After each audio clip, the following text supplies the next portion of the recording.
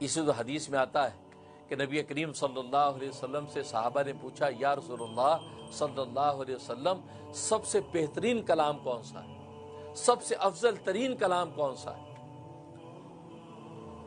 تو سرکار تو عالم صلی اللہ علیہ وسلم فرمایا کہ سب سے افضل ترین کلام وہ ہے جو اللہ نے اپنے ملائکہ کے لیے متعین کیا ہے، کہ جو ملائکہ اللہ کے لیے کہتے ہیں، اور وہ ہے سبحان اللہ و بحمدہ، سبحان اللہ و بحمدہ۔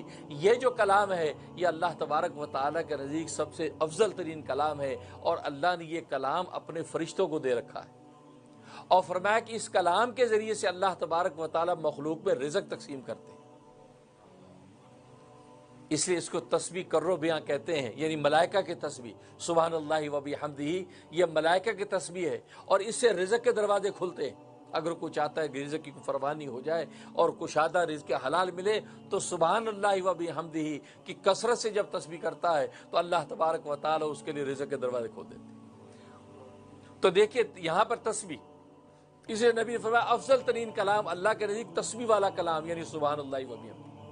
اس لیے ملائکہ نے بھی یہاں پر جب اظہار وفا کیا تو سب سے پہلے وہی تسبیح والی بات کی، وَنَحْنُ نُسَبِّحُ بِحَمْدِكَ، ہم تو تیری تسبیح کرتے ہیں تیری حمد کے ساتھ۔ تو یہ کہا وَنُقَدِّسُ لَكَ، اور تیری پاکی بیان کرتے ہیں۔ تو تسبیح کا ذکر پہلے فرمایا کیونکہ اللہ تبارک و تعالیٰ کو تسبیح بہت پسند ہے، کیونکہ میں نے بتایا کہ تسبیح کا معنی پاکی بیان کرنا، کہ اللہ تبارک و تعالیٰ کو ہر طرح کی عجز سے، شرک سے، کمزوری سے پاک قرار دینا، اور اللہ تبارک و تعالیٰ کو اپنی پاکی بیان کروانا بہت پسند ہے۔ اس لیے ملائکہ نے کہا کہ وَنَحْنُ نُسَبِّحُ بِحَمْدِكَ، ہم تیری تسبیح کرتے ہیں۔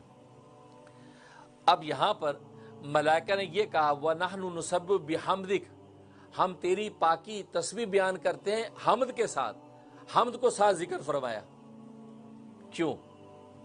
اس لیے کہ سبحان اللہ و بحمدہ میں بھی آپ نے دیکھا سبحان اللہ کے بعد و بحمدہ کو ذکر فرمایا۔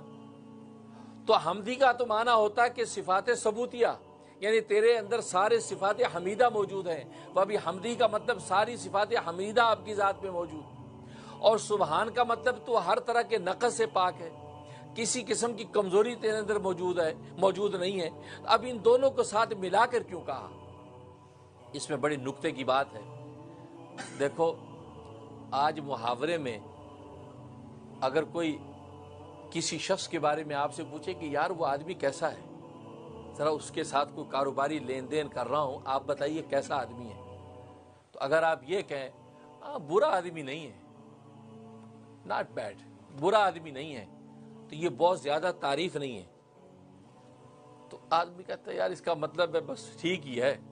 ایک ہے کہ آپ یہ کہتے ہیں اوہ اچھا، اوہ بہت اچھا آدمی، ایکسیلنٹ، بڑا اچھا آدمی یار، بہت ایماندار، بڑا شریف آدمی ہے، تو آپ کہتے ہیں ہاں یہ ایکسٹرا تعریف ہوئی ہے۔ لیکن آپ یہ نہیں کہتے، آپ کہتے ہیں برا آدمی نہیں ہے۔ تو برا آدمی نہیں ہے یعنی اس میں برائی نہیں ہے، تو یہ تعریف نہیں ہے، بس ایک طرح کا اظہار ہے کہ ٹھیک ہے۔ تو اگر یہاں تسبیح پر رک جاتے کہ اللہ تبارک و تعالیٰ میں نقص نہیں ہے، اللہ میں ضعف نہیں ہے، اللہ میں جو کسی قسم کی کمزوری نہیں ہے، یہ کہہ کے چپ ہو جاتے، تو یہ اللہ کی حقیقت میں تعریف نہ ہوتی کہ جی اللہ کیا ہے، کہ جی اللہ میں کوئی کمزوری نہیں ہے، بس اب چپ، یہ تو کوئی تعریف نہ ہوئی۔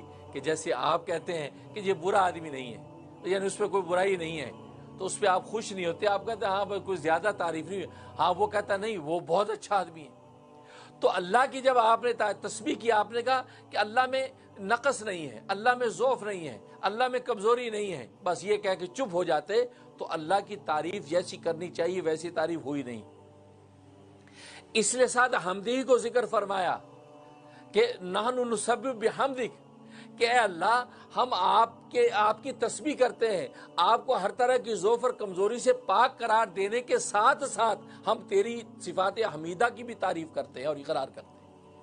تو ساتھ ہی اللہ کی صفات حمیدہ کو بھی ذکر کیا کہ اللہ تیرے اندر کسی قسم کا کوئی کمزوری نقص نہیں ہے، اور ساتھ ہی ہم یہ بھی کہتے ہیں کہ تیرے اندر سارے کمالات موجود ہیں۔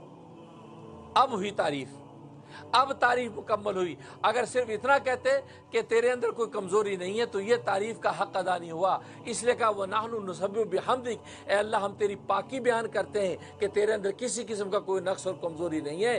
بحمدی، لیکن اس چیز کے ساتھ ساتھ کہ تیرے اندر سارے کمالات موجود ہیں.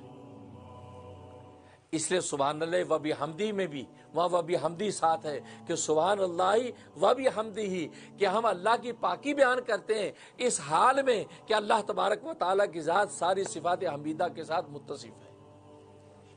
اس لیے یہاں پر ملائکہ نے نسبی کے بعد بھی حمدی کا لفظ ذکر فرمایا کہ صفات سلبیہ کے اظہار کرنے کے ساتھ ساتھ صفات ثبوتیہ کو بھی لازم قرار دے دیا.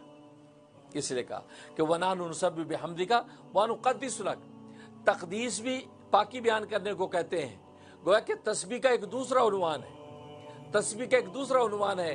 گویا کہ پہلے پاکی بیان کی، صفات حمیدہ کو ثابت کیا، پھر وَنُقَدِّسُ لَكَ کا، پھر تیری تقدیس بیان کرتے ہیں. گویا کہ یہ بھی ایک طرح کی پاکی تھی. تو میں نے جیسے بتایا کہ اللہ تبارک و تعالیٰ کو پاکی بیان کرنا بہت پسند ہے. جب بندہ اللہ تبارک و تعالیٰ کی پاکی بیان کرتا ہے تو اللہ تبارک و تعالیٰ اس بندے کو گناہوں سے پاک کر دیتے ہیں. اس لیے